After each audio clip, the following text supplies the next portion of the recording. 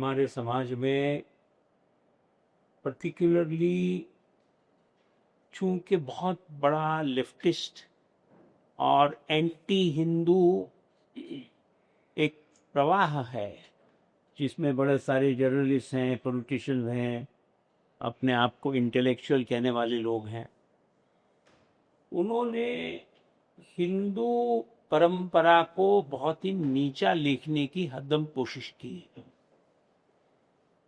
पर आज जब गत 10 वर्ष से ज़्यादा भारत के अंदर उस प्रवाह को प्रतिकार हो रहा है बड़े पैमाने पे, और एक नया और उचित नैरेटिव लोगों को बताया जा रहा है, उस समय ये बहुत महत्वपूर्ण है कि वो लिखित स्वरूप में लोगों के सामने आ रहे। तो जब मुझे मनोज जी ने कहा कि हिंदू मैनिफेस्टो पुस्तक है, तो मेरे मन में कुछ सवाल पैदा हुए कि भाई ये क्या ये सिर्फ वैदिक परंपरा के ऊपर है। और मैंने कहा कि मैं पहले समझ लूं इस पुस्तक में क्या है।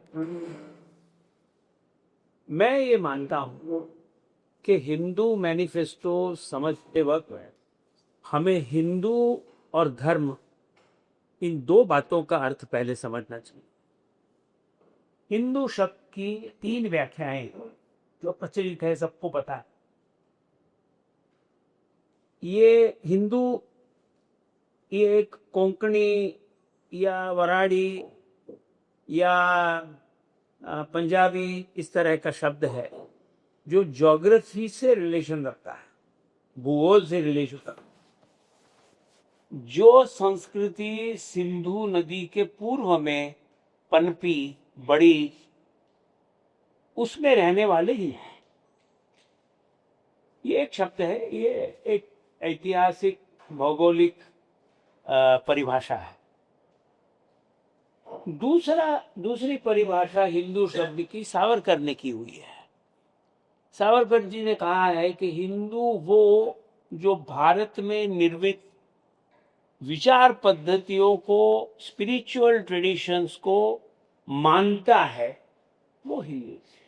और इसमें वो अब्राहमिक और इंडिक ऐसा फर्क देखते थे, और ये उचित है। ये दूसरी डेफिनेशन है। पर तीसरी डेफिनेशन जो है वो विनोबा ने करी। वो मराठी म्हणतात गमतीशीर आहेत। क्या क्या? विनोबा ने कहा हाँ। कि हिंदू ये शब्द 2 अक्षरों से बना है, हिन और दू। जो हिंसा से दुखी होता है वो हिन। कि दुनिया में 2 तरह से जीवन का संघर्ष, जीवन की उत्पत्ति, जीवन का बढ़ावा देखा जाता है। और उन्होंने उदाहरण दिया कि एक बीज है, बीज को आप जमीन में बो तो उस बीज को उगने के लिए संघर्ष करना पड़ता है। ऐसा एक विचार प्रवाह है, और वो पाश्चिमात्य विचार प्रवाह है। उसमें ये मानते हैं कि बीज आपने जमीन में रखा, फिर उसको जगह चाहिए होती है तो धरती से लड़ना पड़ता है, उसे न्यूट्रिशन चाहिए, पानी चाहिए, तो झगड़ के लेना पड़ता है जमीन से, फिर जमीन तोड़ के बाहर निकलना पड़ता है, फिर हवा के लिए लड़ना पड़ता है और सनलाइट के लिए लड़ना पड़ता है। तो संघर्ष based life is one aspect of looking at life. और दूसरा एस्पेक्ट है कोलैबोरेटिव एस्पेक्ट। और हमारी परंपरा में, आप भारत की कोई स्पिरिचुअल परंपरा देख लो, उससे ये पता चलता है कि अगर आप बीज बो तो धरती बड़े प्रेम से उसको न्यूट्रिशन देती है, पानी मिलता है, धरती अलग होके उसको बाहर आने देती, सूरज वहां रोशनी देने के लिए है, वायु भी है। तो ये कोलैबोरेटिव सोसाइटी है। और वेस्टर्न थिंकिंग की ये फ्रिक्शन बेस्ड। और अगर आप देखें तो भारत के अंदर हजारों वर्षों तक, जब तक अब्राहमिक कुछ कुर्सी लगवा दो, सामने लगवा दो, संस्कृति यहाँ पर नहीं आई, बीच में लगवा दो। क्रिश्चियन नहीं आए, तब तक भारत में कभी भी धर्म के बेसिस पे आपस में किसी भी परंपरा में लड़ाइयां नहीं हुई। लड़ाइयां होती थी, क्या होती थी, हुन आते थे, उनको पीट के भगाया जाता था, कोई दूसरे आक्रमण करता आते थे, उनसे लड़ाई होती थी, आपस में राजाओं की लड़ाई होती थी, पर वो मुझे ये जमीन चाहिए, मुझे ये बंदरगाह चाहिए, मुझे ये मंदिर चाहिए क्योंकि उसके अंदर उत्पन्न है, इस बेसिस पे लड़ाइयाँ होती थी। तुम फलाने परंपरा के हो और मैं फलाने परंपरा का हूं, इस पर से लड़ाइयाँ कभी हुई नहीं। तो we are a collaborative society. जो भारतीय परंपराएं हैं ये सभी कोलैबोरेटिव। तो जब हम हिंदू शब्द वापरते हैं तो क्या ये धर्म से रिलेटेड है? हिंदू का मतलब क्या? आज हम ये समझते कि हिंदू धर्म है, बुद्ध धर्म है, जैन धर्म है, सिख धर्म है, ये भारतीय धर्म है, और मुसलमान है, जूइश है, ये सब परदेशी धर्म है। हमारी परंपराओं का रिलीजन इस शब्द से कोई संबंध नहीं है। Hindu is not a religion, it is a set of values of life. ये जीवन के मूल्यों का दर्शन है। और ये अलग अलग परंपराओं में, जैन परंपरा में मतलब श्रमण और वैदिक परंपरा, ये दो मूल परंपरा भारत की है। स्वामी जी अभी उसका जिक्र भी कर रहे थे। तो इन मूल परंपराओं में यही बताया गया है कि आपका धर्म माने आपको अंदर देखना है, आपका धर्म क्या है, आपकी जिम्मेदारी क्या है, आपने समाज के साथ, अपने कुटुंब के साथ में, अपने आप के साथ में क्या व्यवहार करना चाहिए, ये आपका धर्म है। किसी ने भगवान महावीर को पूछा था कि भगवान धर्म क्या है, तो महावीर का उत्तर प्राकृत भाषा में है, सत्यम खुधम्मम, सत्य ही धर्म है। ये सवाल फिर पैदा हो गया है कि फिर सत्य क्या है? तो भगवान महावीर का उत्तर था, पन्ना समीक्षे धम्मम, ये भी प्राकृत भाषा का है। प्रज्ञा से समीक्षा करो, जो दिखेगा वो धर्म है, और अपनी प्रज्ञा से आपको जो दिखेगा वो आपका धर्म है। मैं जो कह रहा हूं वो आपका धर्म नहीं हो सकता। कोई भी धर्म गुरु, कोई भी बड़ी व्यक्ति कुछ भी कहे, उसको आप बिना समझे मान लो तो वो आपका धर्म नहीं हो सकता। आपका धर्म वही हो सकता है जिसको आप समझो, जिसको आप जानो। तो ये बहुत महत्वपूर्ण बात है कि हमारी परंपरा में धर्म को ब्लाइंड फेथ नहीं माना गया है। धर्म को अपनी समझदारी से देखने वाला धर्म।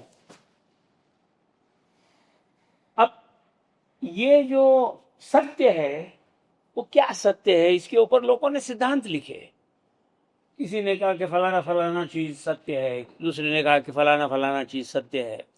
वो एक ही विचार के अलग अलग उन्होंने सिद्धांत बनाए। जो एक सिद्धांत को फॉलो करते हैं उनका एक धर्म बन गया, जो दूसरे उनका एक संप्रदाय बन गया, दूसरों का दूसरा संप्रदाय बन गया। और अनफॉर्चुनेटली हम बहुत बार ये मानते कि संप्रदाय धर्म है, संप्रदाय संप्रदाय है, सोशल ऑर्गेनाइजेशन है, धर्म धर्म है।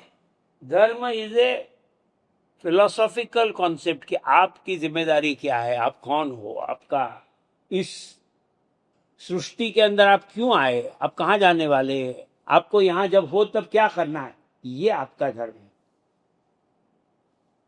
अब किसी भी धर्म की ओर देखते वक्त, और मैं धर्म की जब बात कर रहा हूं तो मैं रिलीजन की बात कर रहा हूं, किसी भी रिलीजन की ओर देखते वक्त तीन एस्पेक्ट मेरे दृष्टि से बहुत महत्वपूर्ण है। हर एक रिलीजियस परंपरा में रिचुअल धर्म नहीं है। मंदिर में जाना, पूजा करना, मस्जिद नमाज पढ़ना, ये रिचुअल, ये धर्म नहीं। दूसरा एस्पेक्ट है पुराण, के रामायण में ऐसा कहा है और महाभारत में ऐसा कहा है और बाइबल में ऐसा कहा है। ये सब पुराण कथाएं। ये इसलिए कही गई है कि उस पुराण में जो व्यक्ति चित्रित किए गए हैं उनके क्या गुण थे, वो गुण आप आत्मसात करो, इसलिए पुराण लिखे गए हैं। तो पुराण ये एक साधन है, पर वो धर्म नहीं है, वो रिलीजन नहीं। तो धर्म क्या है, और इसकी व्याख्या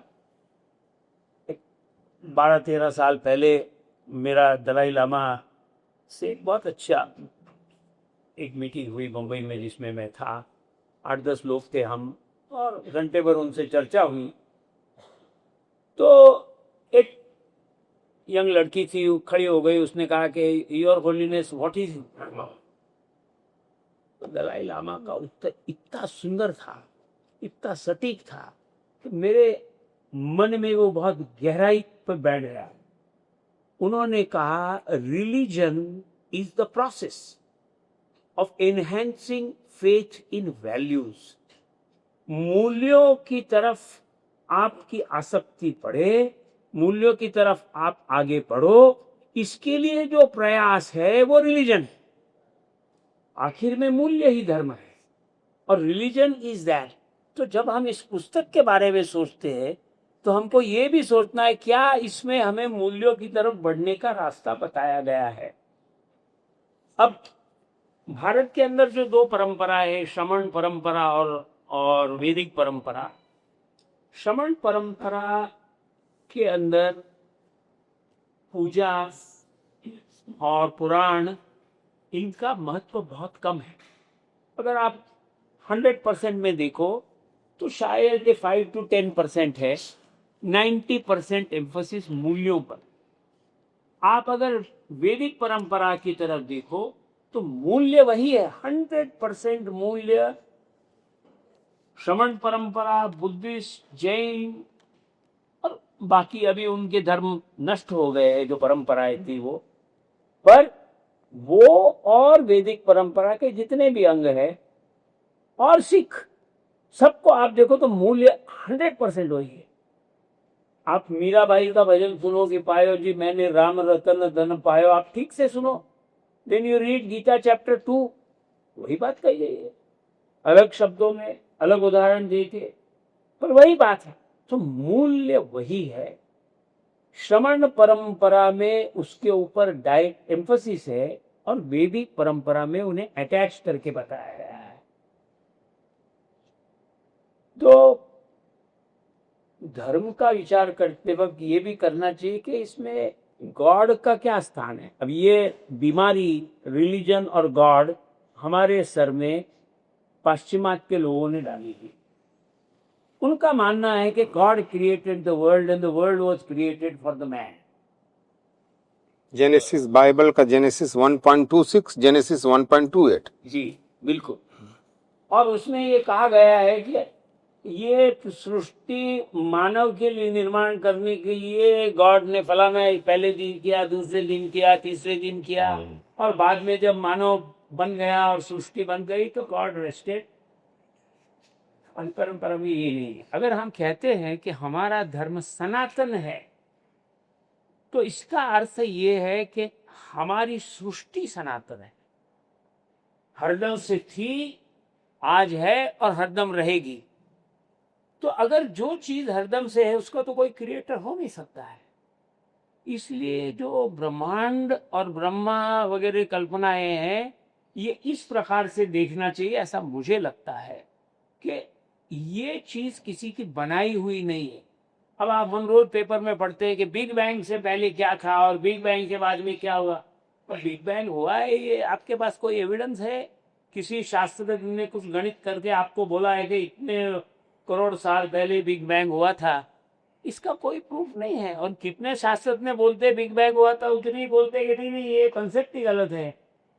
तो हमें ब्रह्मांड के बारे में वो पता है, उससे ज्यादा कई ज्यादा हमें पता नहीं है। We are totally ignorant about that. तो हमारे परंपरा में चाहे आप वैदिक देखो या श्रमण देखो, क्या चीजें बताई गई है। तो मैं जैन परंपरा का आधार लेके आपको बताता हूं कि जैन परंपरा में 24 तीर्थंकर होके गए, उसमें से 3 तीर्थंकरों ने पहले 23वें और 24वें ने बहुत बड़ा योगदान दिया। पहले तीर्थंकर के 6 शब्दों में श्रावक परंपरा मतलब सामाजिक जीवन के क्या मूल्य है बहुत अच्छी तरह से बताया गया है। पहला मूल्य है असी। असी मतलब अस्त्र, वेपन। पहला जैन तीर्थंकर शांति की बात नहीं करता है, अहिंसा की बात नहीं करता है, और ऋषभदेव है, बात करता है। और ऋषभदेव थे, ऋषभदेव थे। और ऋषभ और शिव एक ही है, ये आर्ग्यू करने के लिए बहुत जगह है। जो श्रवण परंपरा में है उसमें ऋषभ को ऋषभ बताया गया है, शहरी बताया गया है, और जो वैदिक परंपरा में है उसमें शिव बताया गया है। इतनी सिमिलैरिटीज हैं, साम्य है। तो इसलिए ऋषभ ने जो कहा उसमें वेपन पहला है, कम्युनिकेशन दूसरा है, स्याई। स्याई मतलब स्याई से उनको कोई मतलब था, कम्युनिकेट करो, कनेक्टेड रहो। तीसरा है कि कसी। कसी मतलब उत्पादन करो, धन उत्पादन करो, सरप्लस उत्पादन करो, सिर्फ खुद को चाहिए उतना नहीं। और चौथा बताया वाणिज्य, ट्रेड करो। अब भारत की ऐतिहासिक जो यशोगाथा है वो देखिए कि आज से 250 साल पहले तक the largest trader in the world was India. आज हम अंग्रेजों के और वैदिक स्कॉलर्स के कहने पर ये मानने लग गए हैं कि नहीं, वाणिज्य इज नॉट गुड। अब वो अंग्रेज वाणिज्य करते थे, वो यहाँ ट्रेडर बन के आए थे और हमारे ऊपर हावी हो गए। तो Bharat always was a great trading nation, so trade is a great quality of India. फिर आता है कला। कला मतलब तंबोरा बजाना और नाचना गाना, ये है कलाएं, बट कला इज स्किल। आपको कंप्यूटर चलाना आता है, आपको विमान उड़ाना आता है, आपको जहाज चलाना आता है, वो कला है। उससे आयुष्य समृद्ध होता है। फिर है विद्या। ऊना में जब भी मैं ये बात करता हूँ कि विद्या लास्ट है तो मेरे सब मित्र एकदम खोल जाते हैं, अरे विद्या प्रमाण, सा विद्या विमुक्त वगैरह सब मुझे मान्य है, मैं मान्य करता हूँ। पर विद्या एक साधन है एक अच्छे जीवन का। विद्या ही सब कुछ नहीं है। अगर आप में सिर्फ विद्या है और उद्यम नहीं है तो आप एक पुस्तक हो। प्लीज एक लाइब्रेरी में भर्ती हो जाओ। You can't live in society only with vidya. Parshvanath Rishabhdev के 3-4 हजार साल बाद आए। ऋषभदेव ये सिंधु घाटी की जब सभ्यता उभर रही थी तब हुए। वो अयोध्या के राजा थे। और ये सिंधु घाटी की सभ्यता सिर्फ मोहनजोदड़ो और सिंध में नहीं थी, वो सिंधु सरस्वती नदी से हिमालय तक जाके, गंगा यमुना से बंगाल तक जाके, बाकी जो हिंदुस्तान की नदियां हैं, नर्मदा है, गोदावरी है, इनके किनारे पे यही सभ्यता बसी थी। तो उस सभ्यता में इतनी प्रॉस्पेरिटी थी कि लोगों के लिए प्रश्न था कि मैं क्या करूं, सब कुछ अच्छा है पर मुझे चैन नहीं पड़ता है, आई एम अनहैप्पी। वो जो रास्ता बताया वो पार्श्वनाथ ने बताया कि आप अहिंसा का पालन करो, आप अपरिग्रह का पालन करो। आप भले आपके पास में पैसा है तो उससे अटैक मत होगा। बी अलिप्त। हिंदुस्तान के जो अलिप्तता के विचार हैं, निवृत्ति के विचार हैं, उससे ये बहुत संलग्न है और ये बहुत बड़ी एक स्टेटमेंट है। महावीर ने बहुत प्रचंड बात कही उसके बाद में, वो है अनेकांतवाद। मतलब मैं आपसे सहमत नहीं हूं तो आपको अधिकार है असहमति जताने का, आपको अधिकार है अपना विचार रखने का। जिसके विचार से आप असहमत हो उसको अधिकार है उसका विचार रखने का। ये अनेकांतवाद हुआ। और स्यादवाद इसकी दूसरी बाजू है कि अगर मैं आपसे सहमत नहीं हूं, मैं इस पुस्तक से 100% सहमत हूं, पर अगर नहीं हूं तो मैं स्वामी जी को कहूंगा, स्वामी जी मैंने देख लिया आपकी किताब, मेरा मन अलग है, कृपया मुझे मेरे मत से चलने दीजिए। ये स्यादवाद है। मतलब अपना जो ऑपोजिशन है वो रिस्पेक्टफुली, पोलाइटली, इन सिविलाइज्ड वे दर्शाना, ये चीजें जो है ये बहुत महत्वपूर्ण है। और लास्ट और 10वीं बात जो श्रमण परंपरा की, वो क्षमा। तो ये 10 चीजें हैं, हसी मसी कसी, वाणिज्य, विद्या, कला, देन अहिंसा और अपरिग्रह, एंड देन अनेकांत और क्षमा। ये भारतीय संस्कृति के मूल्य है। अब ये कहना कि ये मूल्य छाती पीट के नहीं जैनों के है और आपको नहीं समझता, ये मूर्खता है। और ये कहना कि नहीं वेद प्रमाण ही है, जो वेद में दिया है वही सब करेक्ट है, ये भी मूर्खता है। ये रिकॉग्नाइज करना कि ये सब भारतीय मूल्य है, अलग अलग परंपराओं में, अलग अलग तरीके से, अलग अलग लोगों ने अलग अलग भाषाओं में, अलग अलग प्रांतों में ये बताए हैं, और मूल्य आखिर में एक ही है। तो 2 बातें और कह के मैं रुकता हूं। जब हम धर्म की बात करते हैं हिंदुस्तान में, तो बहुत बड़ा एक अड़ंगा आता है बीच में कि भाई ये क्या है, हिंदू लोग जाति मानते हैं। ये जाति बहुत बड़ी प्रॉब्लम है, जाति कैसे मानते हैं? तो मैं आपसे सविनय निवेदन करना चाहता हूं कि श्रमण परंपरा में, मतलब के जैन बुद्धिस्ट में जाति अमान्य है, पर जाति और वर्ण ये 2 शब्द है। वर्ण ये शब्द इज रिलेटेड टू जीनियोलॉजी, आप कहाँ जन्मे, आपके पूर्वज कौन थे। और जाति is related to your trade. तो भगवान महावीर ने कहा है, और वो प्राकृत में कहा है कि कमन्ना बमन्नो होई, कमुन्ना होई खतियो इत्यादि। मतलब ये है कि कर्म से ब्राह्मण होता है, कर्म से क्षत्रिय होता है। और वेदों में कहा गया है कि जन्मनात् जयते शूद्र, संस्कारात बीज उत्पत्ति। कि हर व्यक्ति जो जन्मता है वो शिशु शूद्र है, उस पर आप जो संस्कार करो उससे उसकी वो बढ़ता है आगे, और वो जो करता है वो उसकी जाति है। तो दोनों परंपरा में, जो प्राकृत में या संस्कृत में एक्सप्रेस किए, सेम थॉट है। तो स्वामी जी की पुस्तक में से मुझे बहुत बहुत आनंद हुआ ये देख के कि this book is about the values of India. This book है गाइडेंस।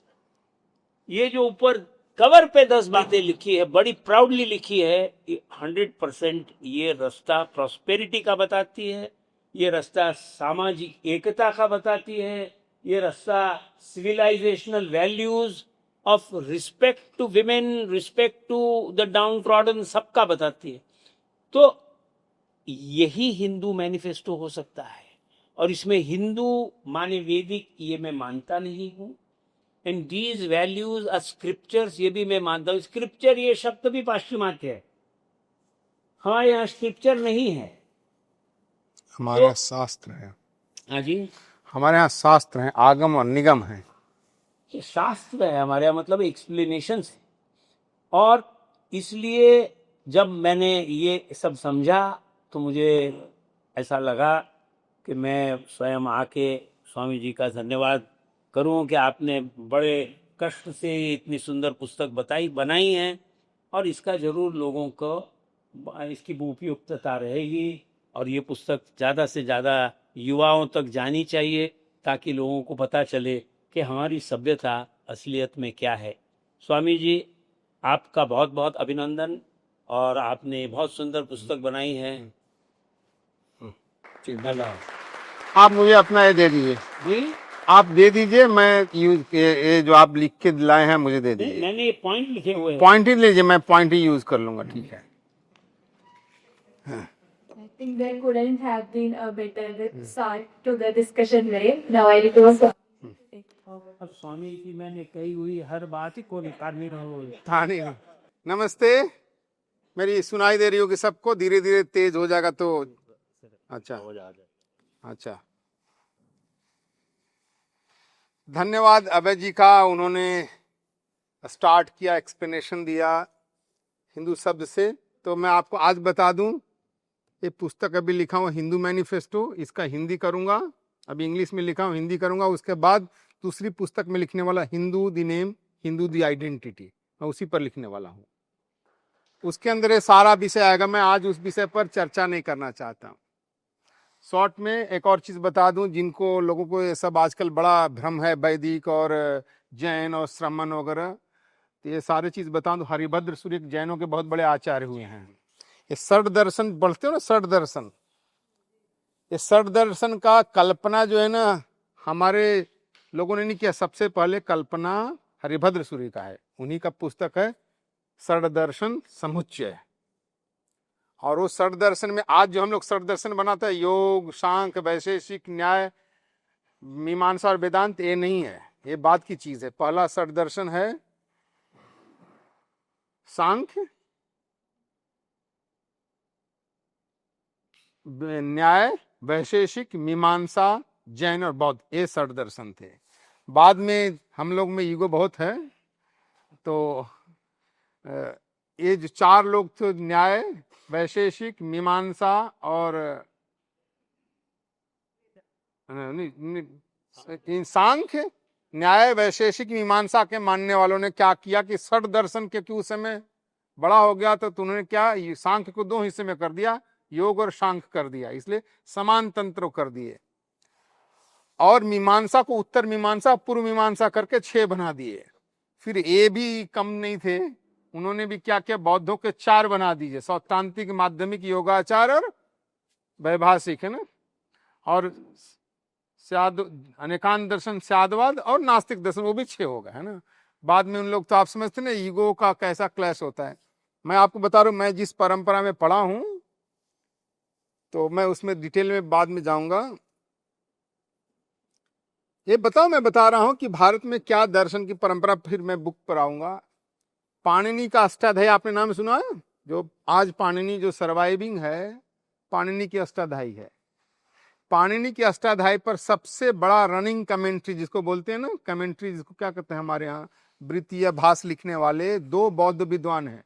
पाणिनि आज जीवित है, कोई वैदिक विद्वान के कारण जीवित नहीं है। जो रनिंग कमेंट्री लिखने वाले 2 विद्वान थे, बौद्ध थे। वो किस घर में पैदा हुए मुझे उस लेना देना नहीं, वो बौद्ध विद्वान, उनका नाम था बामर और जयादित्य, उसका नाम है काशिका। उस काशिका के ऊपर रनिंग कमेंट्री लिखने वाला हरदत्त जो है ना, पद्मंजरीकार हैं, वो वैदिक विद्वान हैं। उस पद्मंजरी के ऊपर फिर कमेंट्री लिखने वाले जिनेन्द्र बुद्धि जैन है, न्यासकार। तो ये मैं बता रहा हूं कि हमारी ज्ञान की ये पुरानी परंपरा थी। आजकल हम लोग सब अपने अपने ईगो में बंधे हुए हैं, तो आपको पुरानी परंपरा, ये है हमारी ज्ञान की परंपरा। हमारे, मैं जिस गुरुकुल में पढ़ा हूँ, हमारे जिन आचार्य से पढ़ा हूँ, मैं बता रहा हूँ कि मेरा गुरुकुल एकदम रोड के ऊपर के पास था। तो दिल्ली से जैनी लोग पैदल चलते थे, जिस शहर के पास में था वहां दिगंबरों का गढ़ था, तो दिगंबर साधु बहुत आते थे। रास्ते में जैन स्थानक पड़ता था श्वेतांबरों का, ये दिगंबर साधु वहां नहीं जाते थे, वो हमारे गुरुकुल में आते थे, क्योंकि हमारा उससे सबको वेलकम था। मैं बता रहा हूँ कि हमारा समाज कितना ईगो सेंट्रिक और सांप्रदायिक बट गया है। और संप्रदाय का अर्थ समाज नहीं था, संप्रदाय का अर्थ था संप्रदानम प्रदीयति थी। संप्रदाय में गुरु परंपरा को संप्रदाय कहा जाता था। कमिंग टू द बुक,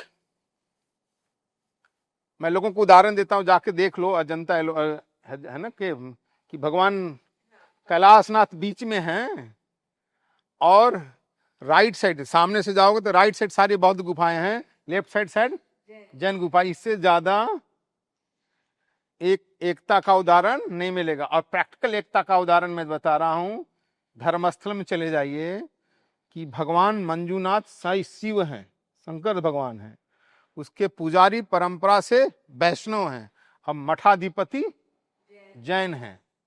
और दूसरी चीज मैं बता रहा हूं, शायद आप जैनी लोग भी भूल गए हैं, बताइए। हाँ, कि ये कुंभ मेला, जितना बड़ा कुंभ मेला होता है, मैं बता दूं। हाँ,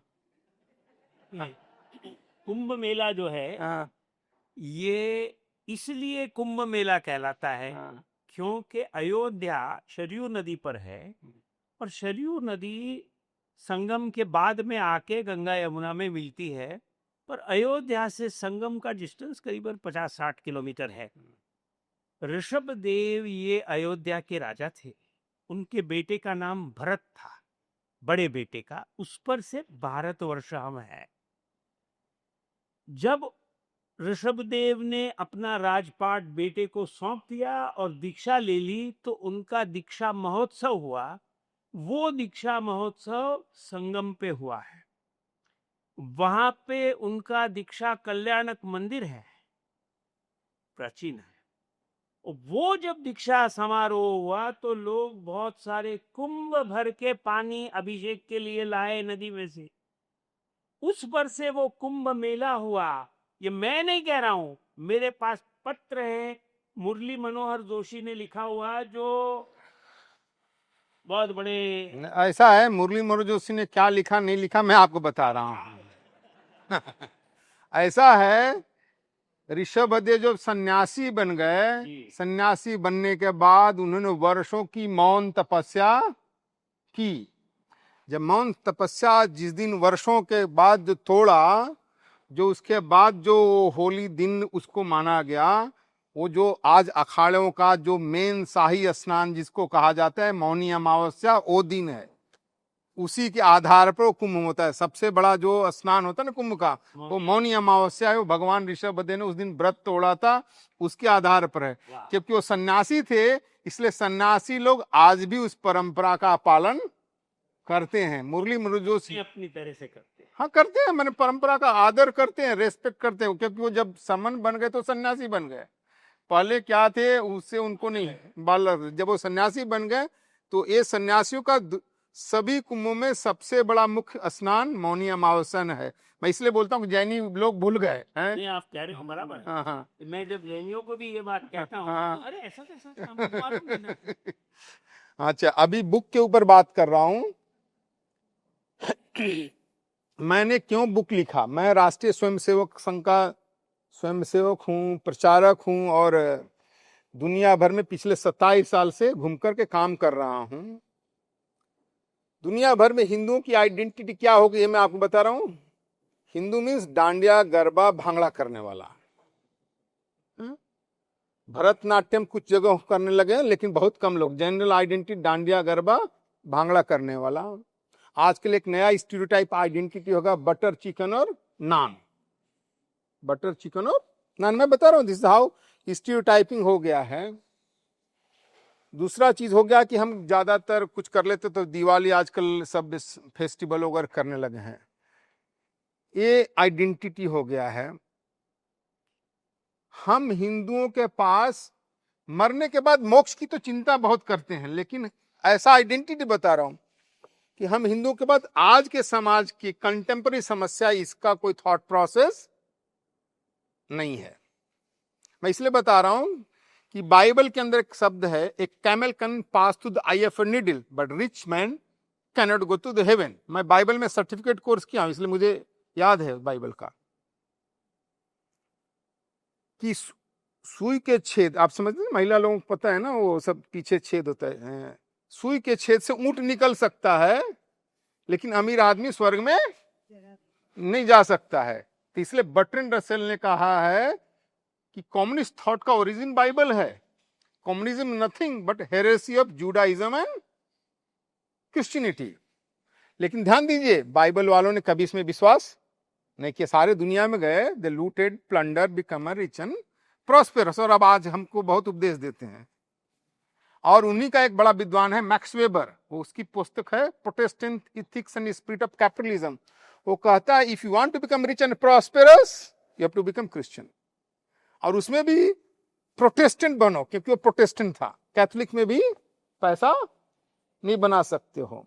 ये तो सब उलट पुलट हो गया। सारी दुनिया आज उसकी पुस्तक पढ़ाती है। ये दूसरी बात थी। मैं इसलिए बता रहा हूं कि हिंदुओं के पास ऐसा लोगों को मान्यता कि हमारे पास कंटेम्पररी थॉट की कोई दूसरी चीज नहीं है। हम लोग संघ में बचपन से, अब बूढ़े हो गए, हिंदू के बारे में बताने में 1 घंटे की बौद्धिक देना पड़ता है, तो भी आधा समझ में आता, आधा निकल जाता है।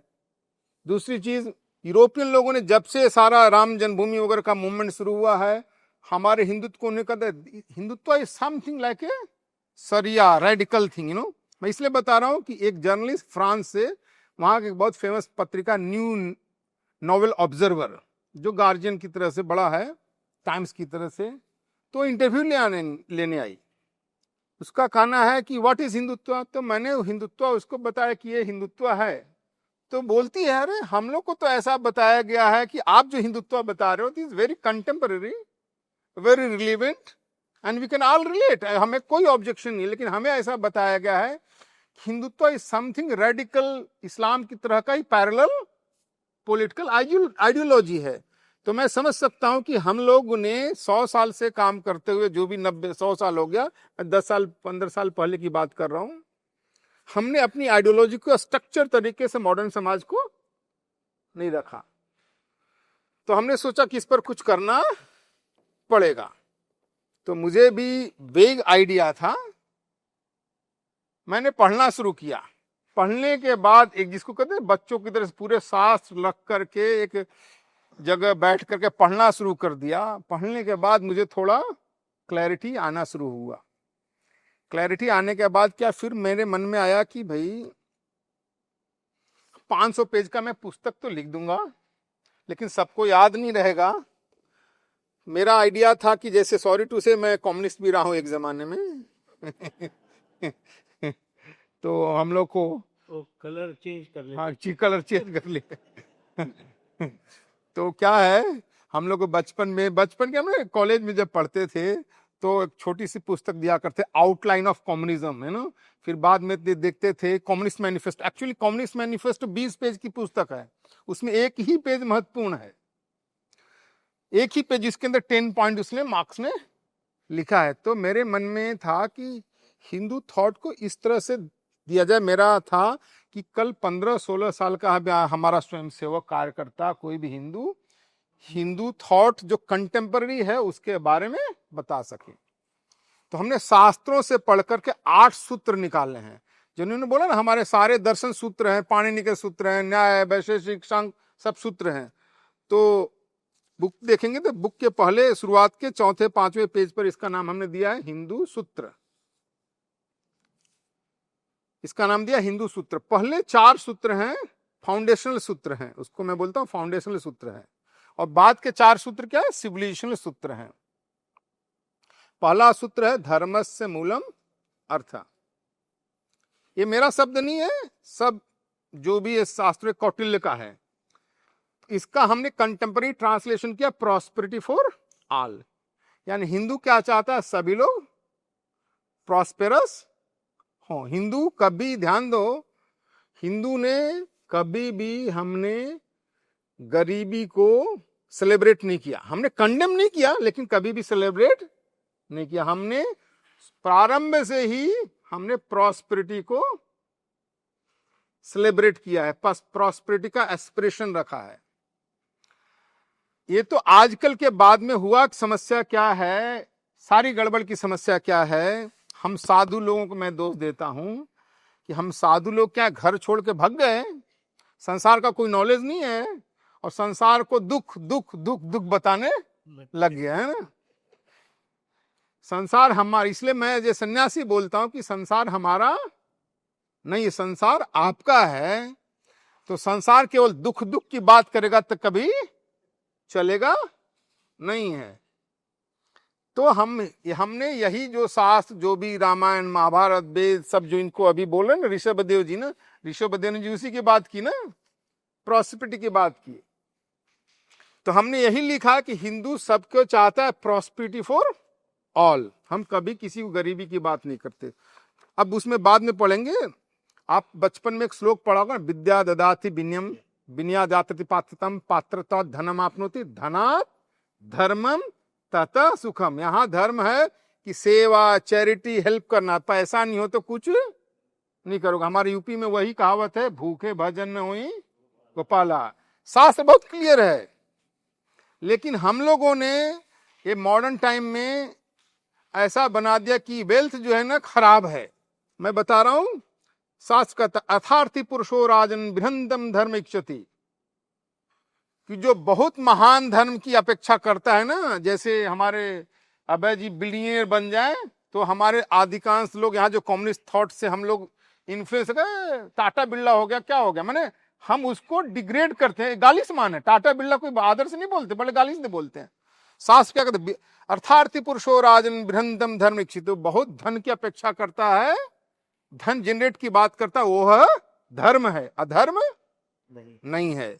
आप पढ़ेंगे तब पता चल, मैं नहीं तो घंटों लग जाएगा, मैं थोड़ा थोड़ा चीज बता देता हूं आपको। फिर हमारे यहां अल्टीमेट उद्देश्य क्या बताया है धन का, किस लिए धन कमाओ, तो मैं बताता हूं कि कैपिटलिस्ट इकोनॉमी क्या बोलता है, क्रिएट वेल्थ है, बट क्रिएट वेल्थ की बात तो करता है लेकिन शेयरिंग की बात नहीं करता है, एक्यूमुलेशन की बात करता है। इसलिए पिछले समय से देखोगे जनसंख्या बढ़ रही है तो गरीब भी बढ़ रहे हैं और अमीर भी बढ़ रहे हैं। सोशलिस्ट क्या, तो डिस्प्यूट द वेल्थ, पैसे बांटो भाई सबको, इनसे झपट करके ले लो अभय जी से और गरीब में बांट दो। यहाँ लेने वाला कोई नहीं है। हाँ, यहाँ ले लो, यहाँ नहीं, यहाँ नहीं, लेने वाले बहुत हैं। कहता है कि डिस्ट्रीब्यूट वेल्थ है, लेकिन हिंदू इसकी बात नहीं करता। हिंदू कहता सतह, ये वेद में बोलता है, सतहस्त समाहार सहस्त्र हस्त्र संकीर, first create wealth with 100 hand and share with 1000 hand. ये हिंदू कहता है, हिंदू प्रिंसिपल। दूसरी चीज मैं बता रहा हूं, आज आप लोग मैनेजमेंट में पढ़ते होंगे कि वेल्थ कहां से क्रिएट होता है, इकोनॉमिक्स में पढ़ते हैं ना 7 प्रिंसिपल। वेल्थ कैसे क्रिएट होता है, कहता है कि जो risk taking capability of the businessman है, वो उसका वहां से वेल्थ जनरेट होता है। तो कहता है सत्वम ही मूलम अर्थस्य वित्तम यद तो अन्यथा, कि वेल्थ कहां से, रिस्क टेकिंग कैपेबिलिटी है बिजनेसमैन को, वहां से वेल्थ जनरेट करता है। इसलिए मैं बहुत सॉरी टू से, किसी को खराब लगे, मैं चिढ़ाता हूं पंडित जी लोगों को कि पंडित जी लोग आप लोग पूजा पाठ बहुत करते हैं लक्ष्मी लाने के लिए, लक्ष्मी आपके यहाँ तो आती नहीं, सेठ जी के यहाँ चली जाती है।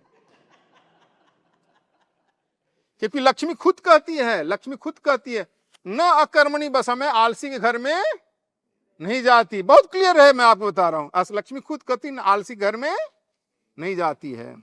फिर लक्ष्मी कैसे वेल्थ क्रिएट होता है, को कहते हैं देश में रिसोर्सेज से वेल्थ क्रिएट नहीं, रिसोर्सेज तो त्रिनाड टोबैगो गयाना सुरीनाम उनके बाद बहुत है, झारखंड में बहुत रिसोर्सेज है, जापान में कोई रिसोर्सेज नहीं, जापान रिच है, क्यों, ए पॉलिसी फ्रेमवर्क पर। इसलिए कौटिल्य कहता है सुख से मूलम धर्म, धर्म से अर्थ से मूल राज्यम, जिस राज की पॉलिसी फ्रेमवर्क अच्छा होगा वहां वेल्थ जनरेट होगा। मैं इसलिए बता रहा हूँ 1991 से पहले, हम लोग तो छोटे थे, ये बड़े हैं, हम लोग को गाली दिया जाता था 2% हिंदू ग्रोथ रेट, राजकिशन है, ये वही देश है, देश वही है जिसका ग्रोथ 2% था, देश वही है, वही समाज है, कुछ नया आकाश से टपक के नहीं आ गया था। लेकिन 1991 में नरसिम्हा राव ने उसको खोल दिया, तो यही एक समय सेकंड फास्टेस्ट इकोनॉमी बन गया, वही देश कुछ ही वर्षों में 9.5%। तो पॉलिसी फ्रेमवर्क है, इसकी हमने इसमें चर्चा की है। फिर कहता है वेल्थ क्रिएटर को रेस्पेक्ट करनी नहीं करोगे तो वेल्थ जनरेट करने वाला भाग जाएगा, है ना। आज के जमाने में टैलेंट, टेक्नोलॉजी और कैपिटल, इसको अट्रैक्ट कर सकते हो, कंट्रोल नहीं कर सकते। कहता है गोमिनो धनिने चाहिए परिपाल्या विशेषता। समस्या कम्युनिस्टों ने किसानों और व्यापारियों को लड़ा दिया, जबकि पुराना कहता है ये दोनों तो एक हैं, ये they are the original businessman trader, किसान को बोलता है। लेकिन कम्युनिस्टों ने इन दोनों को लड़ा दिया क्योंकि उसमें उसका फायदा होता है। ये सब आप पढ़ेंगे। फिर कहता है सत्याचारास्तु धनी का, देखो आज जो आप लोग करते हो, करते भी नहीं हो, सरकार करते, कहता है सत्याचार धन का व्यवहार इत्यादि। Sometime honest entrepreneur farmer fell into distress because market forces, weather जो भी है, during those time the state should help them overcome their difficulty. हमारे यहां बताओ आइडियल क्या है, मैं उसमें फिर बहुत टाइम लग जाएगा। टैक्सेशन के बारे में कहता है a state must thoroughly examine the sales and purchase of goods, transportation of the cost, transportation cost, staff salary, profit, survival of business, cost production, quality of product, type of technology, ये सारा चीज consider करते हुए उसमें business का survival, अब businessman का भी सर्वाइवल देख करके टैक्सेस लगाओ। अंत में इसको ऐड करता हूं,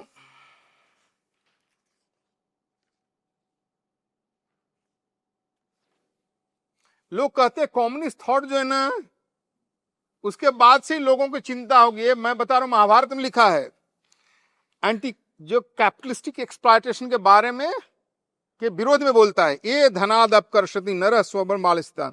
if a powerful person resort to using their power to exploit another for their wealth, they not only devastate the victim but also undermine the dharma artha kama। इसलिए society and state should not allow capitalistic exploitation. तो पहला chapter economy के ऊपर है, बहुत सारा चीज है, नहीं तो घंटों लग जाएगा। अंत में लिखने के बाद ये पहला चैप्टर बहुत यूनिवर्सल है, सभी के लिए है। हमारे बुक का पार्ट क्या यूनिवर्सल है। मैं तो कहता हूँ इसको अमेरिका अपनाएगा तो अमेरिका बड़ा अच्छा इकोनॉमिकली डेवलप हो जाए, पाकिस्तान जो अभी हालत खराब है वो अपनाएगा, वो अच्छा हो जाएगा, है ना।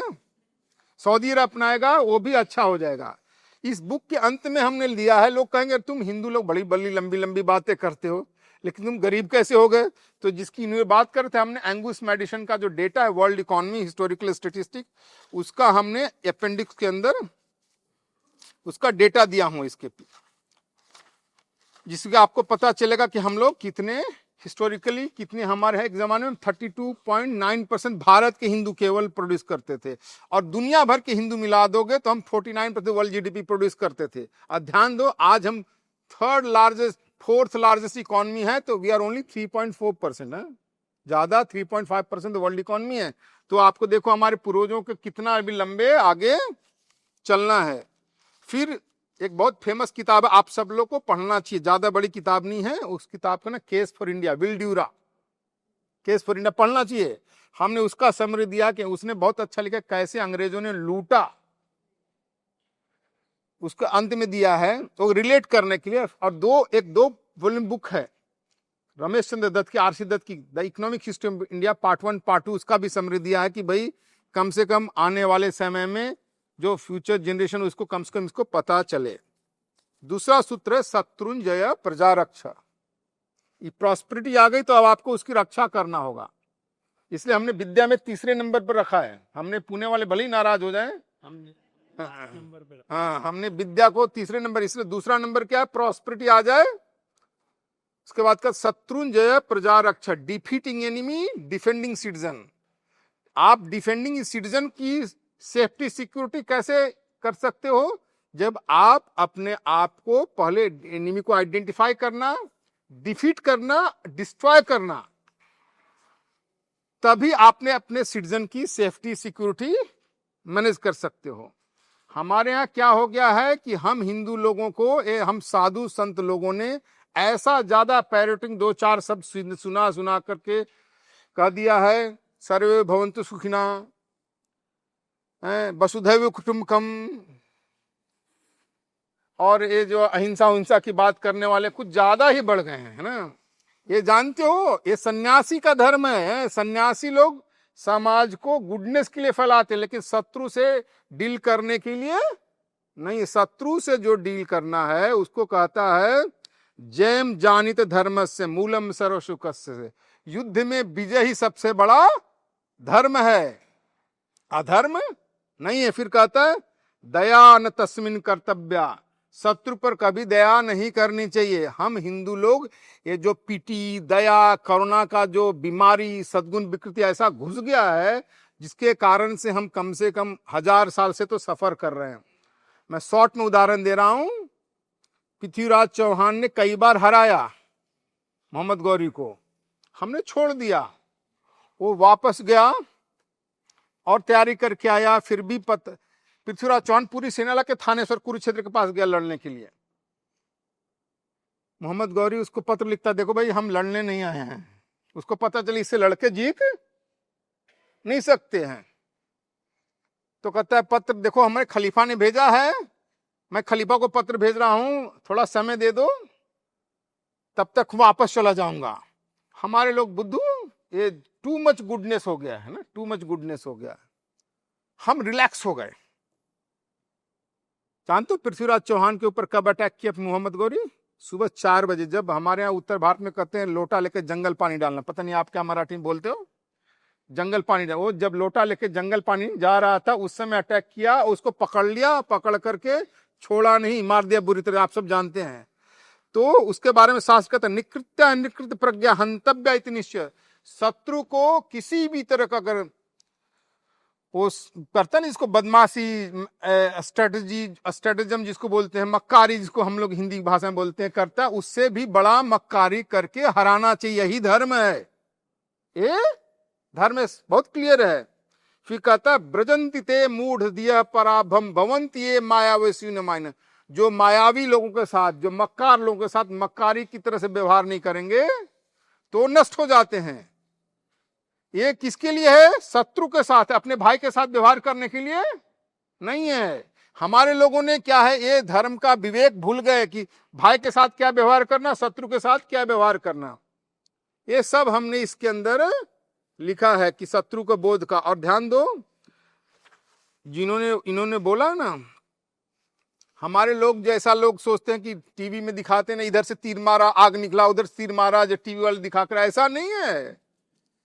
मैं इसमें पूरा मिलिट्री स्ट्रक्चर या आर्म्स वगैरह सबका वर्णन दिया हूं, पुराना, उसका डिटेल भी दिया। मैं बता रहा हूं, एक श्लोक पढ़ता हूं, strategic weapon should be kept secure according to the proper guideline as they are powerful and can ensure victory in war। ये तीर धनुष की बात नहीं कर रहा है, कहता Arsenal, soldier camp, food grain store house, soldier quarter, encampment, trenches should be positioned discreetly so that enemy and other cannot see or monitor them। Intelligence की बात करता है। Defence fortification should be equipped with weapon, combat vehicle भी बात करता है, engineers, fighting force and educate supply, सब चीज की बात करता है। तो ये हमारे युद्ध के बारे में, शत्रु को आइडेंटिफाई करो और उसको हराओ और अपना अच्छी सेना मजबूत रखो। संसार गृहस्थियों का, सन्यासियों का नहीं है। इसके मैं मिलिट्री स्ट्रक्चर का दिया हूं। अब कहोगे हम हार क्यों गए?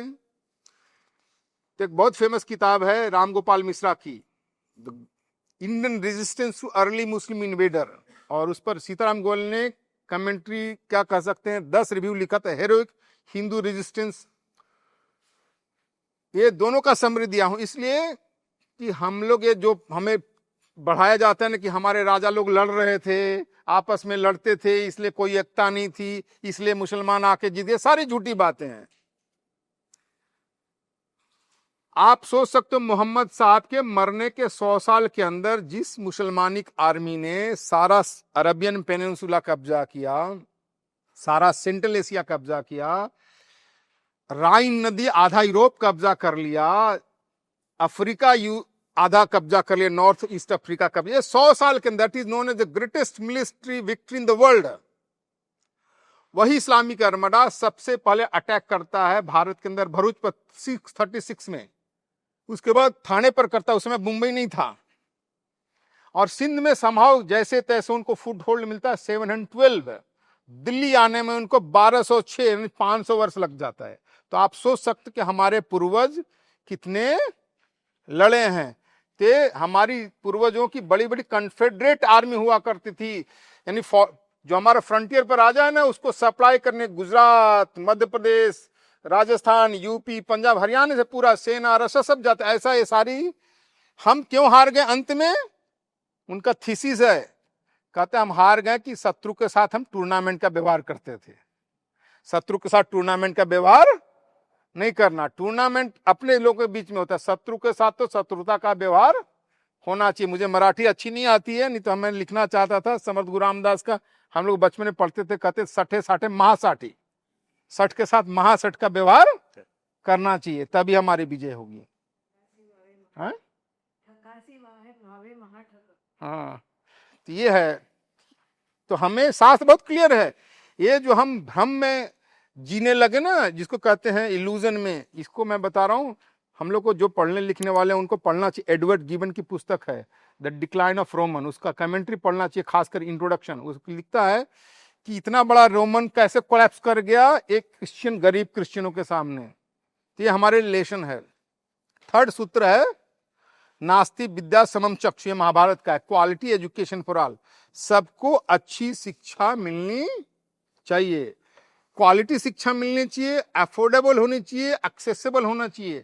कि अमीर आदमी है तो ठीक है, एसी उसी में सिम्बायोसिस में पढ़ा ले, तो गरीब आदमी हो तो ऐसा नहीं कि उसके गांव के स्कूल में कोई बैठने का जगह नहीं है, पुस्तक नहीं है, मास्टर बीड़ी पी रहा है, तो ऐसा स्कूल नहीं होना चाहिए। सबको अच्छी शिक्षा सर्व सुलभ होनी चाहिए, समाज स्टेट दोनों को इंश्योर होना चाहिए।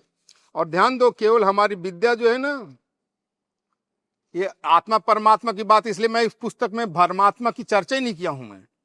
हाँ, इस पुस्तक में परमात्मा की चर्चा नहीं किया हूं। कहता है विद्या अर्थकरी भी होनी चाहिए। बहुत प्रैक्टिकल बात है, हमारे पूर्वज, बहुत नो नॉनसेंस है, इसमें एक शब्द भी ऐसा नहीं मिले। कहता है विद्या अर्थकरी होनी चाहिए। अर्थकरी के साथ साथ मैं उस जमाने में बता रहा हूं विद्या के बारे में। कहता है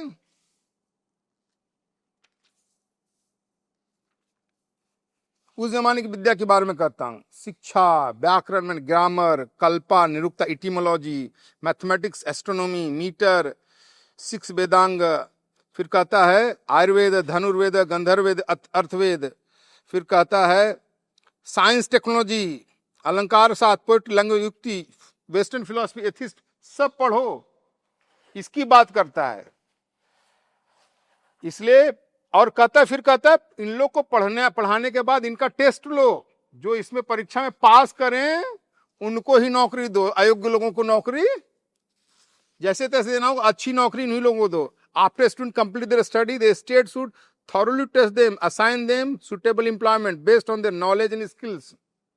Those who excel in academics, science, technology, art should be annually awarded and recognize them. आप समझ रहे हैं, बहुत क्लियरली है, एकेडमिक, साइंस, टेक्नोलॉजी की बात कर रहा है। अंत में, क्योंकि एजुकेशन को अंत में इसका हमने फिर अपेंडिक्स दिया है, धर्मपाल जी की पुस्तक है द ब्यूटीफुल ट्री, उसका समरी दिया हूं कि हमारे यहाँ पुराने जमाने में, बहुत ज्यादा नहीं, 200 साल पहले तक हर 200 घर पर एक स्कूल होता था। उसका पूरा डेटा है, तीनों मद्रास प्रेसिडेंसी, बंगाल प्रेसिडेंसी या बॉम्बे प्रेसिडेंसी का, पंजाब, ये 4 प्रेसिडेंसी पूरा भारत समाप्त हो जाता था। उसका डेटा लोगों को पता होना चाहिए कैसे अंग्रेजों ने हमारे एजुकेशन सिस्टम को डिस्ट्रॉय कर दिया। और अंत में हमने दिया है, भारत में जब दुनिया में यूनिवर्सिटी का कॉन्सेप्ट नहीं था ना, तो हमारे यहाँ तक्षशिला, नालंदा, विक्रमशिला, बल्लभी, उदनपुरी, जगलरा, इसका रेफरेंस दिया कि हम दुनिया में जब इतने बड़ी यूनिवर्सिटी बनाने वाले थे। मैं इसलिए बता रहा हूं कि आज क्या हो रहा है, 1.8 मिलियन स्टूडेंट विदेश जा रहे हैं पढ़ने। मैं एक बात कहूं, नालंदा यूनिवर्सिटी का जो ऑपरेटिंग मैनुअल था एक्चुअली, कैसे चलना चाहिए, क्या proportion of professors to students होना चाहिए वगैरह, कितनी स्पेस होनी चाहिए, ये पूरा मैनुअल तिब्बत में अभी मिला है कुछ साल पहले, और उसका ट्रांसलेशन दिल्ली में प्रोफेसर शैलेंद्र मेहता, हाँ, शैलेंद्र राज मेहता, मैं उन्हीं का दिया हूँ, इसमें उन्हीं का थोड़ा रेफरेंस दिया हूँ। और उनका कहना है कि ऑक्सफोर्ड, कैम्ब्रिज यूनिवर्सिटीज के जो मैनुअल है बिल्कुल उससे मिलते जुलते। हाँ, इसका मतलब ये नहीं कि उन्होंने नालंदा से उठा, हाँ, जैसे भी लिया हो। हाँ, मैं इसलिए बता रहा हूं, नालंदा का र्यून जाके देखना चाहिए किसी को। उसके दीवार जो है ना, दीवार पर मारुति कार चल सकती है, दीवार के ऊपर, एक दीवार को दूसरी दीवार से जो रूम है ना, तो इतना साउंड प्रूफ लगता है कि दूसरे जगह से आवाज नहीं जाएगा, गर्मी ठंड का असर नहीं होगा। मैं एक दीवार से दूसरे दीवार की बता रहा हूँ, मारुति कार आराम से चल सकती, इतनी चौड़े चौड़े दीवार है। तो एजुकेशन का होगा। चौथा सूत्र है आविश्रोम लोकतंत्राधिकार, ये शाकुंतलम का है, बता रहा हूं, इसका ट्रांसलेशन है रेस्पॉन्सिबल डेमोक्रेसी। इसका बैकग्राउंड देता हूं कि लोगों को पता नहीं है। कर्ण ऋषि की पत्नी गौतमी कुछ ब्रह्मचारियों को लेकर के शकुंतला को के दुष्यंत के दरबार में जाती है, तो जिस समय वहां पहुंचती है, उस जमाने का रिसेप्शनिस्ट मान दो, वो शब्द कंचु की लड़की है, कहती है यू हैव कम लेट, हैं आप लोग अभी अभी आए हो, राजा का दरबार तो अभी अभी उठ गया, राजा विश्राम करने चला गया है। उसको, लड़की को लगा कि उसने कोई गलत बोल दिया है ना, कहता अविश्रम लोकतंत्र अधिकार, प्रजातंत्र सब युद्ध नहीं किया, अविश्रम लोकतंत्र, यू हैव अ राइट, लोकतंत्र का था, इन लोकतंत्र में यू हैव राइट, लोक काम में राजा को कोई विश्राम नहीं, he will come attend to you, ये हमारा डेमोक्रेसी है। उस डेमोक्रेसी में यहाँ दो तीन चीज मैं बता रहा हूं कि पॉलिटिक्स, हमने इस चैप्टर में शुरुआत किया पॉलिटिक्स का कितना इंपॉर्टेंस है हमारे समाज में। हम लोगों को, खासकर हम उत्तर भारत वालों को पता होगा, आप लोग को भी होगा, हम कहते हैं हम हिंदू लोगों ने ओवर डाइजेस्ट कर लिया एक शब्द का। वो है तुलसीदास की रामायण में कहा था, कोई नृप हो ही हमें क्या हानि, कोई भी राजा हो जाए हमारा तो कोई बिगड़ने वाला नहीं है। ये क्या है बैकग्राउंड, ये दास मेंटलिटी है या नौकर की मेंटलिटी है या सर्वेंट मेंटलिटी है। भगवान राम के राज्याभिषेक की जब घोषणा हुई तो ये न्यूज जो है ना, ब्रेकिंग न्यूज की तरह से कैकेयी को ब्रॉडकास्ट किया है मंथरा ने कि भगवान राम का राज्याभिषेक होगा, जैसे आजकल रिपब्लिक वाला का ब्रेकिंग न्यूज, एक्सक्लूसिव न्यूज है। तो कैकेयी बहुत अच्छी थी, विद्वान थी, उसने अपने सोने का कंगन निकाल के उसको गिफ्ट कर दिया। अरे तुमने बहुत अच्छा न्यूज दिया कि उसके लिए राम और भरत में कोई अंतर नहीं था। तब वो मंथरा कहती है, अरे मूढ़मती महिला, तुम्हें अकल नहीं है, राम राजा बने या भरत राजा बने is not going to change my status, I will remain a servant, कोई हो हमें क्या हानि। तो ये स्लेव मेंटलिटी, दासी मेंटलिटी है ना, इसको हम हिंदुओं ने कुछ ज्यादा ही डाइजेस्ट कर लिया है, इससे हमें बाहर निकलना होगा। इसलिए इस चैप्टर में सबसे बड़ा चैप्टर यही है कि पॉलिटिक्स का क्या महत्व है। हमारे शास्त्र क्या पूर्वज कहते हैं, सर्वे विद्या राजधर्म से युक्ता, सभी विद्याओं में राजधर्म युक्त है, इसके बिना सारी विद्या अधूरी है। सर्वे लोका राजधर्म सुप्रिय है, राजधर्म सभी लोकों में प्रविष्ट, इसके बिना कोई भी लोक नहीं है। घर लोक, ऑफिस लोक, बाहर लोक, स्वर्ग लोक, भूलोक, सब जगह पॉलिटिक्स है।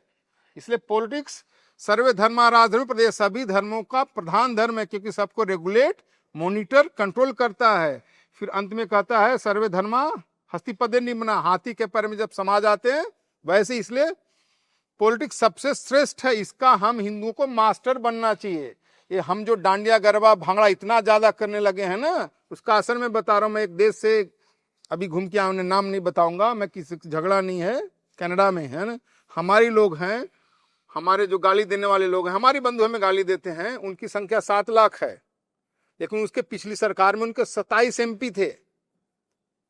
अभी भी चुनाव अभी हुआ है तो उनको घट के हमने थोड़ा घटा दिया है, 15 MP हैं, और हम हिंदू लोग 12 लाख हैं, 12 लाख हैं, लेकिन हमारे 4 भी MP नहीं है, क्योंकि हम डांडिया गरबा में खूब मस्त रहते हैं। इसलिए मैं बोलता हूँ अंग्रेजी में, if you are not on the table you are on the menu.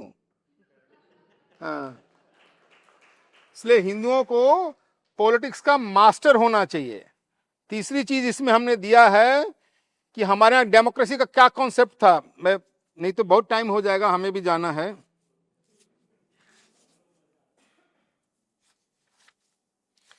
Head of A state जो है ना, जो हमारा है ना, उसको इंडिपेंडेंट निर्णय लेने का अधिकार नहीं है। चाहे कितना भी पढ़ा लिखा हो, उसको इंडिपेंडेंट निर्णय लेने का अधिकार नहीं है।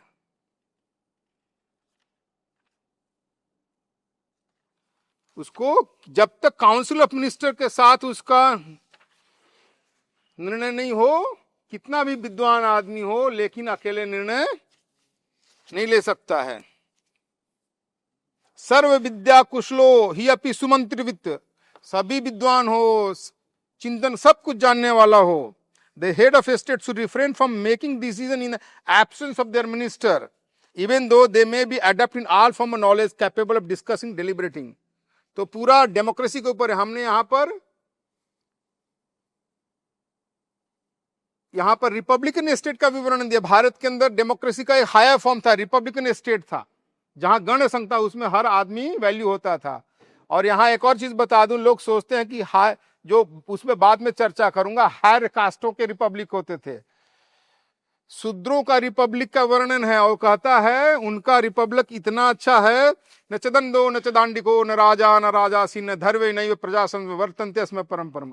उनके मंदक जनपद है, उसके बारे में तुम्हारा कोई राजा नहीं है, कोई रूल करने वाला नहीं है, कोई दंड देने वाला नहीं है।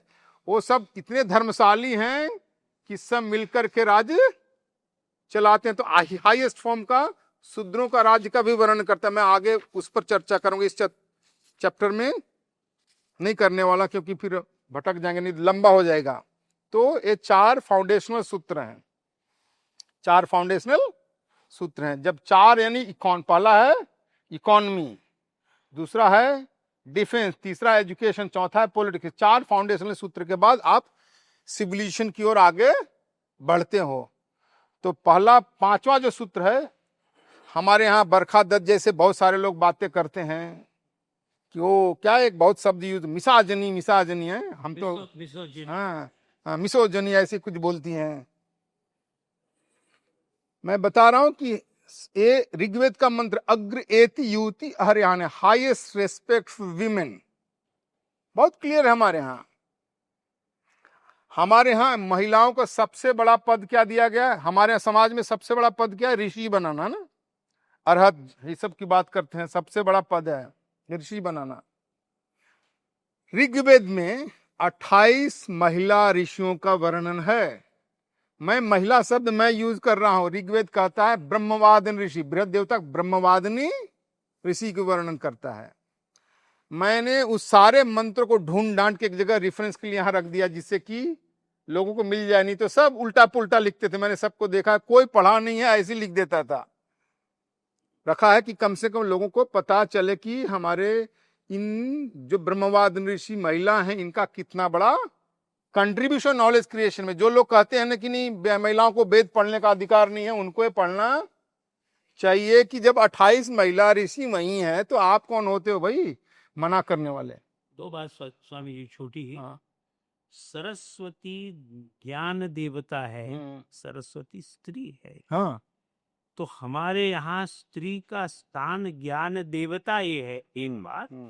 दूसरी छोटी बात ये है कि जैनों के जो 24 तीर्थंकर है उसमें से एक तीर्थंकर स्त्री तीर्थंकर। जैन लोग, आधे जैन लोग इसको नहीं मानते कि स्त्री को तो मोक्ष नहीं मिलता। ये सब गलत बात है, पर वो स्त्री तीर्थंकर को स्त्री का स्थान हिंदुस्तान में बहुत ऊंचा रहा है। ये आपने बहुत तरीके से लिखा है।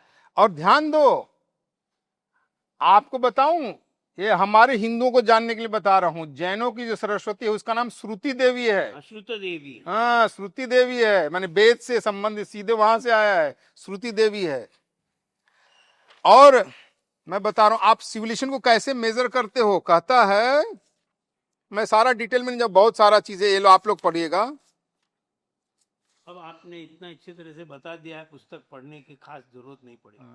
कहता है स्त्रिया च पुरुषा, कहता है कि आप कैसे मेजर करते हो, how you measure a civilisation, how you measure a civilisation. कहता है तुम्हारे राज्य की सुंदर स्त्री, नौजवान स्त्री, सोने चांदे गहने पहन करके, एक शब्द बहुत पर्टिकुलर, स्त्रिया च पुरुषा, बिना किसी पुरुष के, जैसे मिडिल ईस्ट में कहते हैं पुरुष के साथ होना चाहिए, तो कहता है स्त्रिया च अपुरुषा, अकेले बिना पुरुष के सुंदर स्त्री, सोने गहने चांदी पहने हुए, अकेले निर्भया प्रतिबद्धन्ते, अकेले निर्भय होके घूमती है, कोई उसको टेढ़ी नजर से देखता नहीं है, कोई टच नहीं करता, तब मान लो तुम्हारे यहाँ महिलाओं का सम्मान है और तुम्हारे यहाँ लॉ एंड ऑर्डर की व्यवस्था है। ये कहता है। फिर कहता है किसी भी स्थिति में महिलाओं की हत्या नहीं होनी चाहिए। एक नहीं 10 रेफरेंस दी, अवध्या स्त्री, किसी भी स्थिति में महिलाओं का हत्या नहीं होनी चाहिए। दूसरी चीज है, कहते हैं ना महिलाओं को डिसीजन मेकिंग इन्वॉल्वमेंट नहीं होना चाहिए, है? क्या पेट में पछता नहीं, पता नहीं क्या क्या लोग गप बना रखे हैं। महाभारत में द्रौपदी से सत्यभामा पूछती है कि हाउ कम पांडवों को इतना टाइम मिलता है धर्म कर्म करने का, है? धर्म कर्म बहुत करते हैं। तो द्रौपदी कहते मैं उनके राज्य का इनकम एक्सपेंडिचर एडमिनिस्ट्रेशन संभालती हूँ,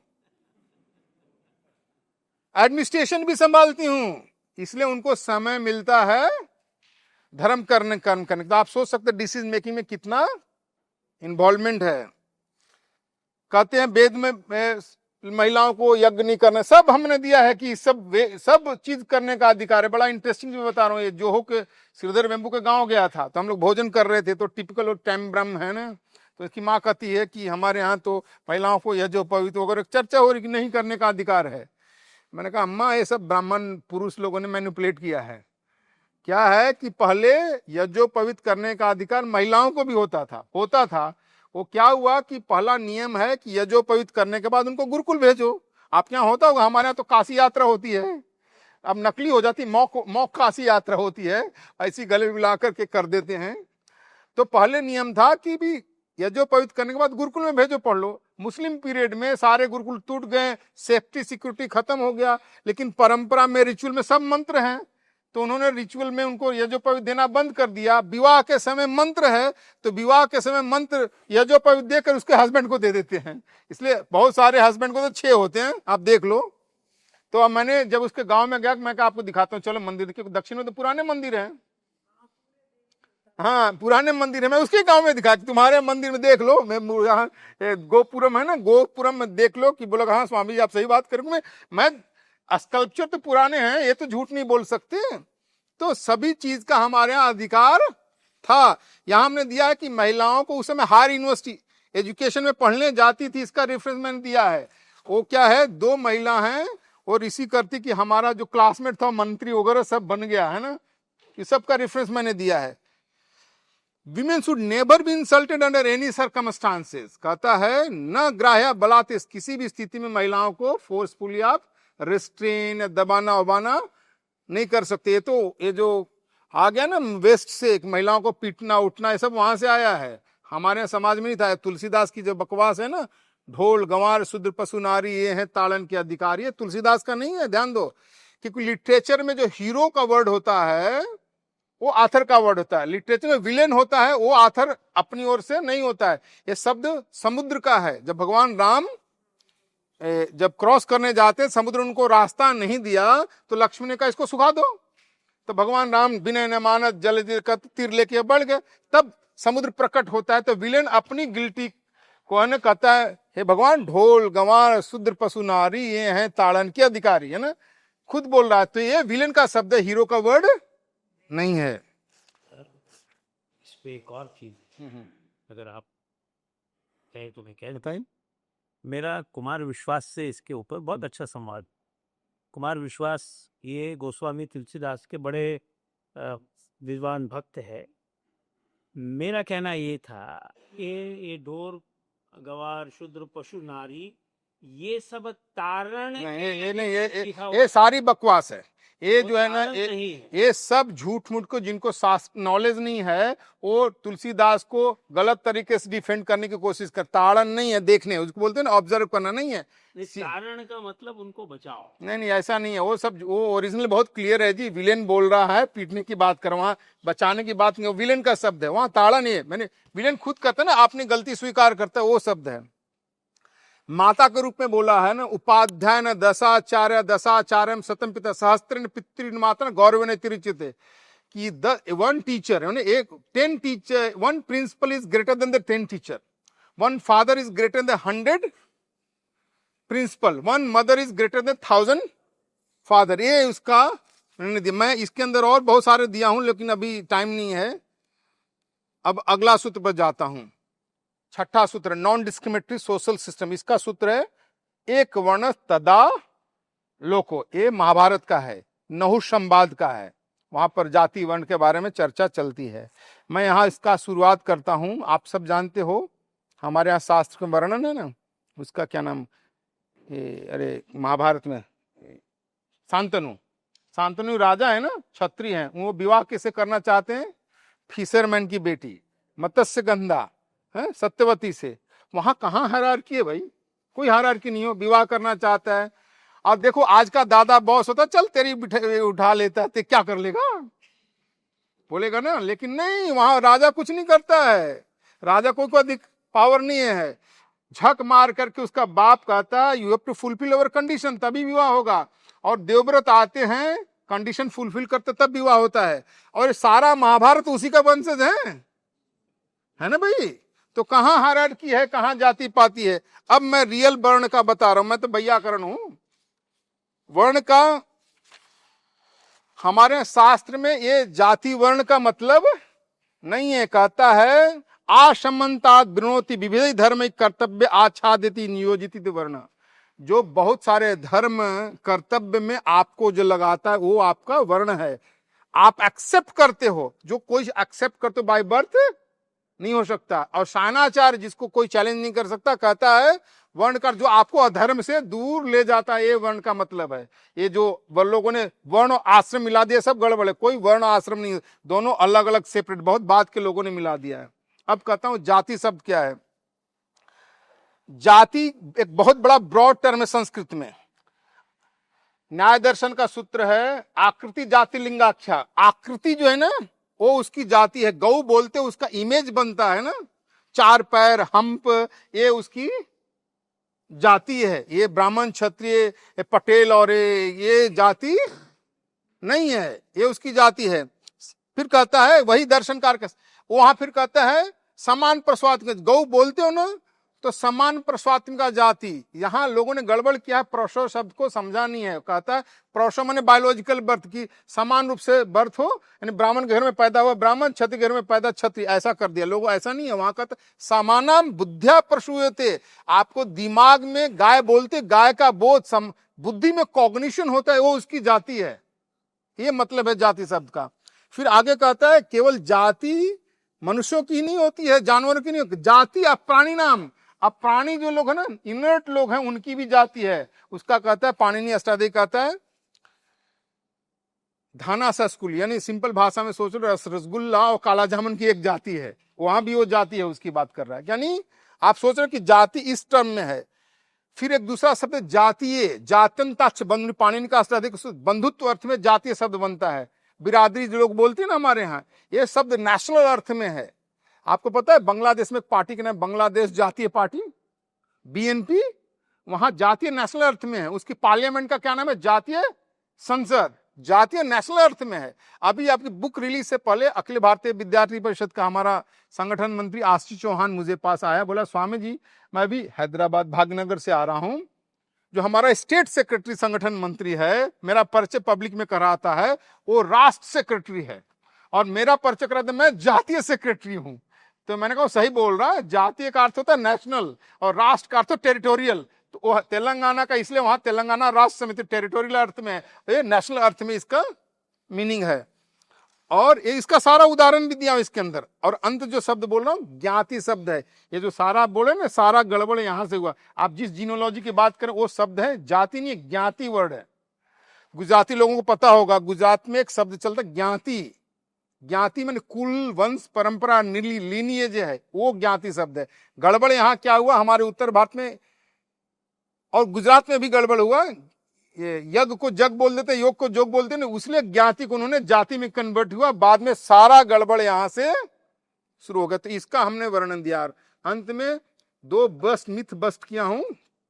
कहते हैं कर्ण के साथ भेदभाव हुआ क्योंकि वो जाति के कारण से, सारी झूठी बात है। महाभारत में ऐसा कुछ नहीं, सब टीवी सीरियल वालों ने दिखाया है। अंग देश में पैदा हुआ कर्ण, और महाभारत में उसी गुरुकुल में जहां कर्ण, कौरव, पांडव और दुनिया और सारे लोग पढ़ते, तो वहीं पढ़ा है। द्रोणाचार्य की महानता देखो, उनको मारने वाला जो पैदा हुआ धृष्टद्युम्न है, उनको भी उन्होंने पढ़ाया है, कर्ण को भी पढ़ाया है। क्या हुआ कि कर्ण को पढ़ाने के बाद द्रोणाचार्य ने कहा गुरुदक्षिणा लाओ। गुरुदक्षिणा उन्होंने कहा क्या लाओ, तो बोला द्रुपद को पकड़ के लाओ, क्योंकि उसका अपमान किया था। कर्ण द्रुपद को पकड़ने गया, कौरवों के साथ द्रुपद ने मार के भगा दिया। बाद में अर्जुन गया, पकड़ के लाया। ये है इसका वर्णन से साथ दिया। और ये जो आप लोग बोलते हैं ना, एकलव्य का बहुत चर्चा चलता है। आपको बता, एकलव्य को किसने मारा है महाभारत में जानते हैं? भगवान कृष्ण ने मारा है। भगवान कृष्ण ने मारा है। क्योंकि जरासंध की तरफ से भगवान कृष्ण के ऊपर अटैक करता, उसकी सेना में था, वहां पर मारा। भगवान कृष्ण ने कहा देखो मैं शिशुपाल, जरासंध और इसको मारा हूं मैंने, क्या नाम, एकलव्य को। अगर इसको नहीं मारते तो तुम इसको हरा नहीं सकते थे। जानते हो आप, नेशनल डिफेंस एकेडमी पूना में है। यहां हमने भूटान वालों को ट्रेनिंग देते हैं, नेपाल वालों को देते हैं, श्रीलंका वालों को देते हैं, पाकिस्तान लोग देते हैं क्या? नहीं देते, क्योंकि एनिमी स्टेट है। एनिमी स्टेट को अपनी एकेडमी में ट्रेनिंग नहीं देते हैं। जो एकलव्य है एनिमी स्टेट का आदमी था, इसलिए उसको जाति कारण नहीं, उसको एनिमी स्टेट की, इसलिए उसको अपने एकेडमी में ट्रेनिंग नहीं दिया। और बाद में मौका मिला तो अंगूठा ले लिया कि भाई हमारे लिए थ्रेट नहीं है। महाभारत में लिखा हुआ है। ये 6ठे सूत्र का मतलब है। 7वां सूत्र है केयर फॉर नेचर, ये सर्व में शांति, शांति मंत्र का है। अब इसमें हम लोगों ने देखा होगा कि लोगों ने हमें पेड़ की पूजा करते थे, हम लोग पत्थर की पूजा करते थे, जंगल की पूजा करते थे, नदी की पूजा करते थे ना। हम लोग 40 साल पहले तो हम लोग को जब पढ़ते थे इसका सब बैकवर्ड लोग हिंदुओं का है। अरे भाई आप समाज को ग्रेटिट्यूड किससे सिखाओगे? ग्रेटिट्यूड कहां से आएगा? तो ग्रेटिट्यूड सिखाने का हमारी परंपरा थी। आज देखो 40 साल में क्लाइमेट चेंज सेंट्रल स्टेज में आ गया। तो हमारे पूर्वज 1000 साल से रहते, हमारे नदी पर पोल्यूटेड नहीं हुई, सारे चीज इंटैक्ट थे, जंगल भी घटते नहीं, अब सब घट रहे, क्योंकि हम सारी गड़बड़ की चीज है। ये वेस्टर्न अर्बन मॉडल लेके आए थे, इसका ये हमारे नुकसान, इसका हमने इस चैप्टर में वर्णन किया है। इसमें एक और चीज मिथ बस्ट किया हूं, शास्त्र में है अजायस्तव्यम। शास्त्र क्या कहता है? अजा से मार करके, मीनिंग है उसका अजायस्तव्यम है। मॉडर्न इंग्लिश में उन लोगों ने ट्रांसलेट अजामिति बकरा, बकरा मार के हवन करो, बकरा मार के हवन करो। एक्चुअली क्या है, देखो कितनी बड़ी रैशनल बात है। ये साधवाद मंजरी का भी हमने रेफरेंस दिया है, जैन ग्रंथ है बहुत पुराना। अजाइत किम सप्तवर्षांत से बिरह, ऐसा सीड, ऐसा बीज जो 7 साल पुराना हो, न जायती, जो जर्मिनेट नहीं हो सकता, ऐसा सीड जो खाने के लिए काम में नहीं आता हो, ऐसा सीड जो खेती के लिए काम नहीं आता, जो वेस्ट है उसको जलाओ। कितनी बड़ी बात है, उसको लोगों ने लिटरल ट्रांसलेशन बकरा कर दिया है ना। ये सारा गड़बड़ वहां से हुआ। ये कुछ चीजें हमने 1000 साल से अटेम्प्ट नहीं किया लोगों ने करेक्ट करने, उसको हमने इसमें करेक्ट किया है। अंतिम जो सूत्र है, रेस्पेक्ट फॉर द लैंड, देशभक्ति है ना, पैट्रियोटिज्म जिसको बात करते हैं। यहां पर आजकल आर्यन द्रविड़ियन की बड़ी चर्चा चल रही है। भागवत में पुराण का रेफरेंस दिया हूं। मैं एक बार आईआईटी मद्रास में लेक्चर दे रहा था, मैंने बोला कि हम लोग सब द्रविड़ हैं, हम लोग सब द्रविड़ हैं। तो बोला कैसे? मैंने कहा भाई भागवत महापुराण में लिखा हुआ है, यो अशौ सत्यव्रतो नाम राजसी द्रविड़, ये जो मनु है इसमें हम मनु के वंशज हैं। ये मनु सत्यव्रत मनु है, जो वैवस्वत मनु है ना, इनका असली नाम सत्यव्रत मनु है। ये वैवस्वत मनु उत्तर भारत में पैदा नहीं हुए हैं, वो दक्षिण भारत में पैदा हुए। उनका नाम ये राजर्षि द्रविड़ेश्वर, द्रविड़ेश्वर लिखा हुआ है। लेकिन द्रविड़ेश्वर का अर्थ आप लोग तमिलनाडु में मत ले लेना। द्रविड़ेश्वर का अर्थ है across the Vindhyan, across the Narmada river. तो उसमें हमारे सप्त द्रविड़ा का कॉन्सेप्ट है, तमिल, तेलुगु, कन्नड़, मलयालम, कोंकणी, मराठी, गुजरात, आधे गुजराती भी द्रविड़ हैं। सौराष्ट्र वाले नहीं, सौराष्ट्र अलग है, गुजरात अलग है। और मराठी पहले द्रविड़ हैं, क्योंकि जब उत्तरा पश्चिम आते तो सबसे पहले मराठी आते, इसलिए अभी भी राहुल द्रविड़ सरनेम रखता है। मैंने तमिलनाडु के एक बार चैलेंज किया कि तुम्हारे तमिल लिटरेचर में द्रविड़ शब्द है ही नहीं, तुम द्रविड़ कैसे हो गए? उनके पास उत्तर नहीं है। अब मैंने लिखा है कि ये जो अंग्रेजों ने, हमारी टेरिटरी कितनी बड़ी थी, टेरिटरी की बात, मैं इसलिए द्रविड़ की बात कर रहा हूं। हमारे यहाँ ये ज्योग्राफिकल रीजन थे। हमारे पंचगौड़ भी हैं, पंचगौड़ ये कर्नाटक वाले गौड़ा नहीं, हमारे पंचगौड़ का अंगा, बंगा, कलिंगा, मगध एंड कामरूप। अंगा में नॉर्दर्न बिहार, बंगा में बंगाल, अंगा, बंगा, कलिंगा माने उड़ीसा, मगध सेंट्रल बिहार और कामरूप नॉर्थ ईस्ट आसाम। ये हमारे गौड़ रीजन। इसलिए इस्कॉन वाले जो चैतन्य महाप्रभु के फॉलोअर अभी भी अपने आप को कहते हैं हम गौड़ीय वैष्णव हैं। वैसे ही हम लोग उत्तर भारत वाले पांचाल, हमारे 5 स्टेट है, ये ज्योग्राफिकल रीजन है। हम लोग कुछ जानते नहीं है और हमारे कथाकार प्रवचन का राधे राधे गाते चलो आएंगे बिहार, यही बताते रहते और बाकी ज्ञान की कुछ बातें बताते नहीं है। अंत में भारत की ज्योग्राफी का वर्णन किया हूं। ये जो अंग्रेज लोग हैं ना, अंग्रेजों ने ये जो है ना, sun never set in the empire, ये भी हमारे यहां से चुराया हुआ। मानधाता बोलते अपने राज्य का वर्णन करते हैं, the entire region where the sun rose and the set was under rule king Mandhata the son of Yunas. ये उसी वंश की परंपरा जिसमें भगवान ऋषभदेव हैं। फिर कहता किंग मानधाता कहते हैं, under my rule the region included Yavanas, Greeks, Kirata, Central Asia, Gandhara, Cheena, China. मैं चाइना इसलिए दिखाऊं, शास्त्र में बहुत क्लियरली रेफरेंस महाभारत में लिखा हुआ है कि चाइना आज क्या करता, कोई भी समय कोई भी टेरिटरी उसके अंडर रहा वो चाइनीज है। तिब्बत एक जमाने में उस पर रूल करता था, उसको हराता था, आज भी तिब्बत को अपने मिला लिया। तो मैं बताऊं कि देखो चीन तुम हमारे अंडर में थे, China, Sarvara, Barbara means Morocco, Algeria, Tunisia, Libya, Egypt, Mali, Niger, Mauritania, Saka, Tushara, Kanka, Pallava mean Iranian, Andhra, ये सब कंबोजा, अपर अफगानिस्तान के लिए कंबोज, ये वो लोग हैं। ये सारा रीजन भारत का रीजन था। इसलिए आज के जनरेशन को अपनी ज्योग्राफी का पता लगना चाहिए। ये सारा इसमें भारत की ज्योग्राफी, नदी, पहाड़ सबका वर्णन दिया हूं। और अंत में दिया हूं इसके अंदर है कि देशभक्त जनता होनी चाहिए। नहीं तो देशभक्त जनता नहीं होगी तो आप जानते हो सब देश को बर्बाद कर देंगे। आजकल वो ऐसे एंटी नेशनल जो है ना सोशल साइंस वाले पढ़ करके बहुत सारे लोग आ गए। यो राष्ट्र अपराध है वृद्धिम कुर्वन्ति केचन, ऐसे एंटी नेशनल लोगों को पकड़ा करके आइडेंटिफाई करके उनको दंडित करके नष्ट करो, नहीं तो ये देश को समाप्त कर देंगे, बर्बाद कर देंगे। इसका विवरण दिया है।